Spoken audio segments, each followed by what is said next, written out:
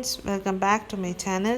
இன்னைக்கு நம்ம என்ன ரெசிபி பார்க்க போறோம்னா சப்பாத்தி இடியாப்பம் இதுக்கு ஏத்தாப்ப ஒரு சைடு டிஷ் தான் பார்க்க போறோம். அதாவது ஆலு சன்னா சப்ஜி எப்படி செய்யலாம்னு தான் பார்க்க போறோம்.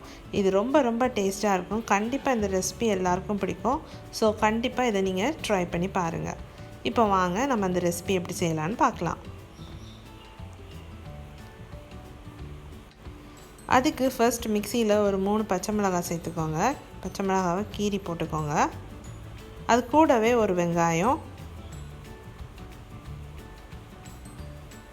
5 பல் பூண்டு, கருவேப்பிலை சேர்த்து மையாக அரைச்சிக்கோங்க. இப்படி மையாக அரைச்சி எடுத்துக்கோங்க. இப்போ ஒரு கடாயில் ஒரு 2 டேபிள் ஸ்பூன் எண்ணெய் சேர்த்துக்கோங்க.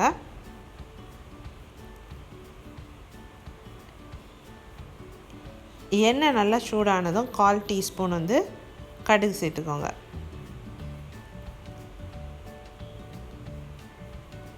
கூடவே கருவேப்பிலையை சேர்த்துக்கோங்க. கடுகு நல்லா பொரிஞ்சதுக்கப்புறமா ஒரு வெங்காயத்தை குட்டியாக சாப் பண்ணி அதையும் சேர்த்துக்கோங்க. சேர்த்து நல்லா வதக்கிக்கோங்க. இப்போ அதில் நமக்கு தேவையான அளவு உப்பு போட்டுக்கோங்க.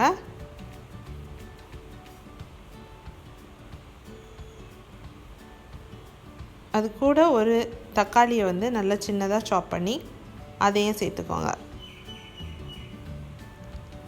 சேர்த்து நல்லா வதக்கிக்கோங்க.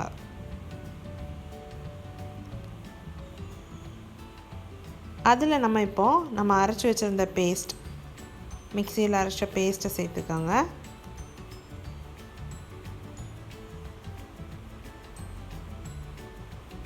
அதை பச்சை வாசனை போகிறது வரை நல்லா வதக்கிக்கோங்க.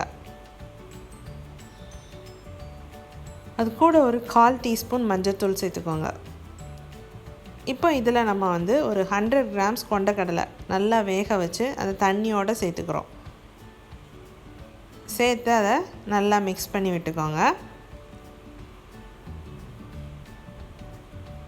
அது கூடவே 2 உருளைக்கிழங்கு வேக வச்சு நல்லா கை வச்சு மசிச்சு அதையும் சேர்த்துக்கோங்க.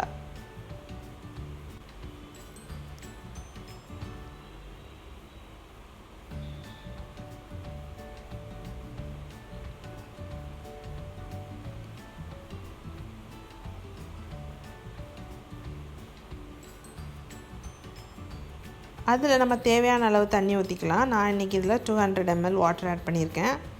ஆட் பண்ணிவிட்டு ஒரு 10 மினிட்ஸ் நல்லா குக் பண்ணி எடுத்துக்கோங்க. லோ ஃப்ளேமில் குக் பண்ணோம். ஸோ 10 மினிட்ஸ் லோ ஃப்ளேமில் குக் பண்ணி எடுத்துக்கோங்க. ஃபைனலாக கொத்தமல்லி தழையை சேர்த்து ஸ்டவ் ஆஃப் பண்ணிடுங்க. டேஸ்டியான ஆலு சன்னா சப்ஜி ரெடி. எல்லோரும் கண்டிப்பாக ட்ரை பண்ணி பாருங்கள். என் ரெசிபிஸ் உங்களுக்கு பிடிச்சிருந்துச்சுன்னா என் சேனலை சப்ஸ்கிரைப் பண்ணுங்கள், லைக் பண்ணுங்கள், ஷேர் பண்ணுங்கள். தேங்க்யூ.